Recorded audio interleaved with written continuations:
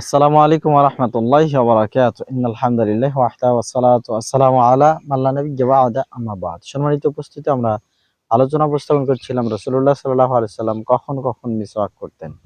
এ পর্যায়ে আমরা আলোচনা উপস্থাপন করছি, তিনি যখনই ঘরে প্রবেশ করতেন, বাইরে থেকে ঘরে যেতেন, তখনই মিসওয়াক করে নিতেন।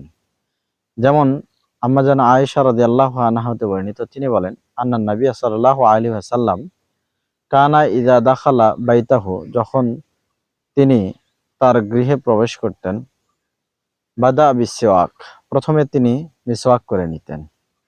এই হাদিস থেকে স্পষ্ট যে তিনি যখনই ঘরে প্রবেশ করতেন, তখন সর্বপ্রথম যে কাজটি হতো তার, তিনি মুখ পরিষ্কার করতেন মিসওয়াক করে। তাই আসুন রাসূলুল্লাহ সাল্লাল্লাহু আলাইহি সাল্লামের পদাঙ্ক অনুসরণ করে, তার সুন্নাহ মেনে আমরাও বাহির থেকে ভিতরে প্রবেশ করলে মিসওয়াকটা করি। আল্লাহ আমাদেরকে সেই তৌফিক দান করুন। আল্লাহ আমাদের জন্য এই আমালটা সহজ করে দিন। আমিন। ওয়া আখিরু দাওয়ানা আনিল হামদুলিল্লাহি রাব্বিল আলামিন। আসসালামু আলাইকুম ওয়া রাহমাতুল্লাহি ওয়া বারাকাতুহু।